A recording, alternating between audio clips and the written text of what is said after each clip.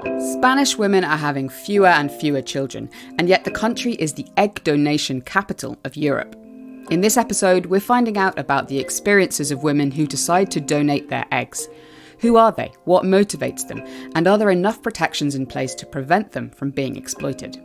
I'm Gemma Ware, and this is The Conversation Weekly, the world explained by experts.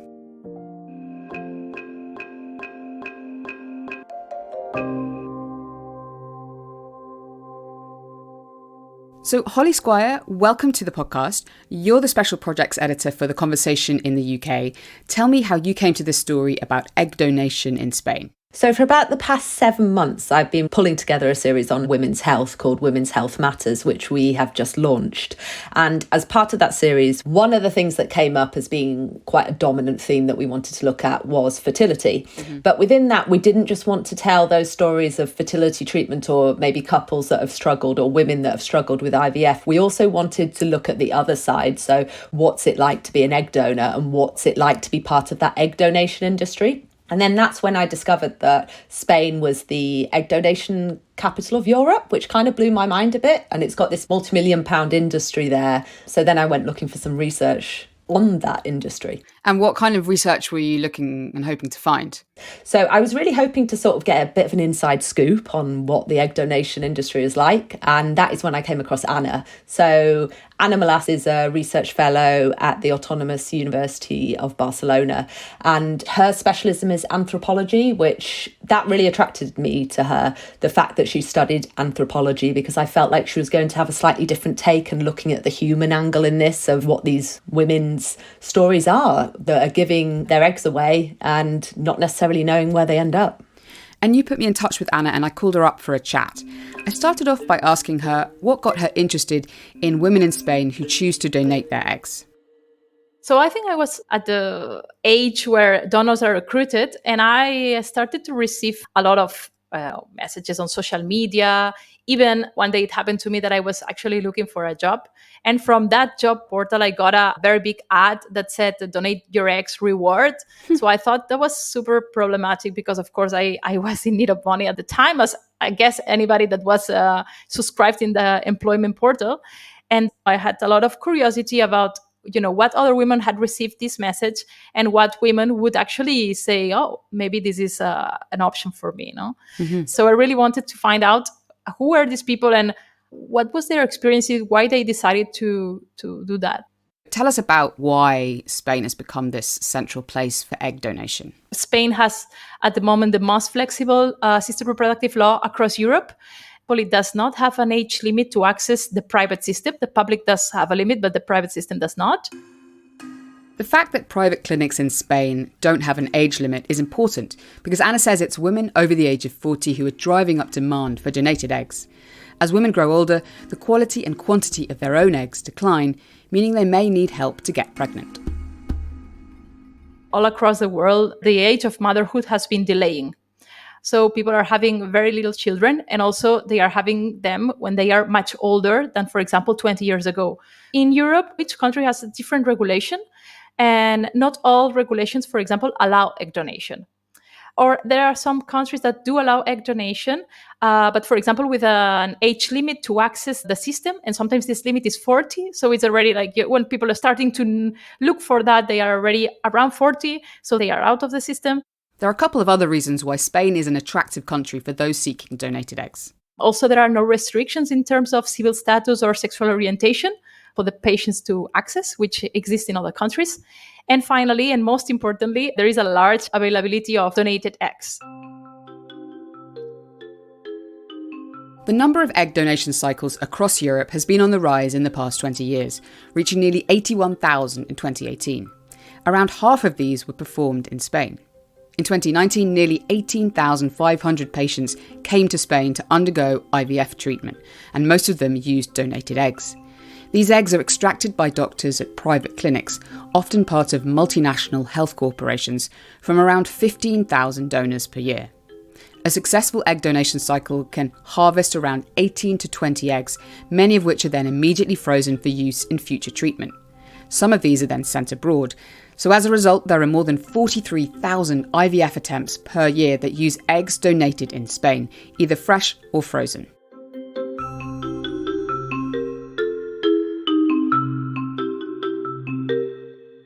you've really spent the last couple of years looking at the experience of these women, particularly these Spanish women who've decided to become egg donors.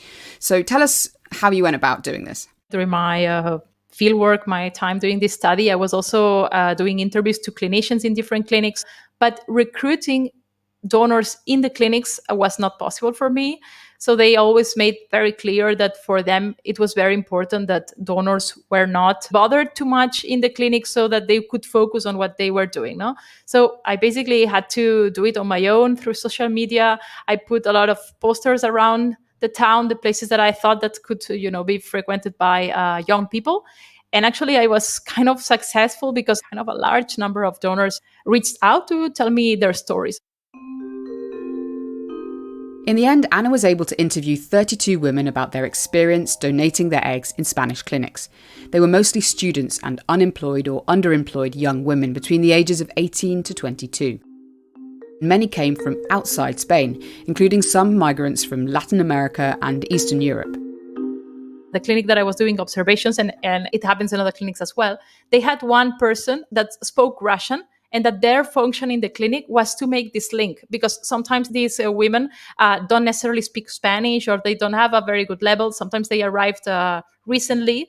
So, clinics are prepared also to receive these donors that at the same time are very appealing, because many of the clients that they have come from northern countries in Europe, which have a phenotype that is a little bit different than the average Spanish. Maybe they are more blonde, they have like more blue eyes. Because when women who then are looking for donors, they will look at kind of the characteristics of that person to see whether it matches their own. Actually, it's already stated in the Spanish law that clinics have to do that, the matching that it's called. So clinics in theory have to assign the recipient a donor that is, they say, the most similar possible. Of course, this is very relative, but the most similar possible to this woman that is going to receive them.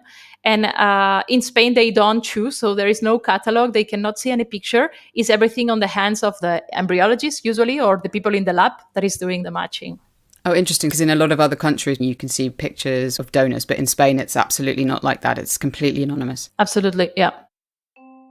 Women interested in donating their eggs have to undergo a series of tests, among them physical and psychological evaluations and a family health history. If they're selected, they then begin the process. Each donation cycle involves preparing their bodies to release multiple eggs at ovulation using medications and daily injections of hormones. This lasts around 10 to 12 days. The doctors monitor what's happening via frequent ultrasound scans. When they see that there are enough eggs big enough to be harvested, the woman takes medication to trigger ovulation and then has surgery under sedation to extract the eggs. The short-term risks of the procedure include ovarian hyperstimulation syndrome, when the ovaries become enlarged. It can cause bleeding, blood clots, and painful twisting of the ovaries. Some women don't tolerate the medication well and suffer side effects. And of course, as with any surgery, there's a risk of infection, problems with the sedation, and the risk of puncturing an organ or blood vessel. But Anna says these days, these short-term risks are pretty minimal, and the clinics are good about ensuring that donors are informed about them in advance. Long-term risks, however, are less clear. What we don't know very well is what can happen in the long term, So at the moment, there are still not a lot of studies that can provide us a lot of clarity on that. There is case study literature that highlights that could be problems or could lead to problems such as endometriosis, certain kinds of cancer. But unfortunately, due to this lack of studies, we can not be sure about that. And the little studies that have been done for women who were doing IVF for themselves. And there are reasons to think that there might be, some differences between these two groups, and that, of course, studies should be done in the long term to egg donors. And just to understand that, the differences might be that hopefully if a woman is doing IVF, they will eventually become pregnant and have a baby, and then all the hormonal changes that your body goes through at that point. Whereas if a woman is just donating their eggs, perhaps repetitively over a number of years, there might be some other medical risks involved in that without kind of having a baby at the end of it. Is that where the questions lie? Exactly. So first thing, there is a matter of age, that usually egg donors are much younger than people who is doing IVF. And then what you were saying, that some women are undergoing multiple cycles. So given the risks involved, I asked Anna what motivated the women she interviewed to donate their eggs. So the main reason was clearly economic. And this doesn't mean that they didn't like the idea that they were also helping someone, no? But that was not the reason that took them to the clinic in most cases. Of course, I also found a minority of people, particularly three, who stated that they didn't have a lot of knowledge about the money that this was given, that for them it was really like this very personal thing that they wanted to do, no? But this is clearly not the main motivation, as it is, of course, logical. Like, this is the reason why in Spain we have 15,000 and in other countries very, very little, no? So what is the money? What is the incentive for a woman to give their eggs? So at the moment it's something around 1,100 euros. Per cycle? Per cycle, yeah. And it's a number that goes increasing in every donation that you do. So if you repeat, you will have 100 euros more. And if you repeat it all the time, so 100 euros more, right? And this is interesting because I think this number can seem very, very small, because it is in other contexts. But if you check the current unemployment rates in Spain, how much women, especially young women, are paid for a full-time job, how difficult it is to find this job at all, you start to see how this is suddenly appealing for some women. What did they feel about their compensation? Because obviously it's an onerous process, it carries risk. Did they feel that they were getting fair compensation for it? It depended a bit. So the ones that were doing it at that moment, they usually thought that it was okay. And sometimes when looking it back, after some time, they thought that it was actually not a lot. But yeah, this is interesting because even if it is a low amount of money for all the process that it involves, it still appeals a lot of women, no? So that compared to their sometimes other options that they have at the moment to get that money, that is the best one, no? The compensation per cycle does start to look a bit lopsided, though, when you find out what the egg recipients are paying. The starting price for an egg donation treatment to receive as a patient usually starts around maybe 12,000, 14,000 euros.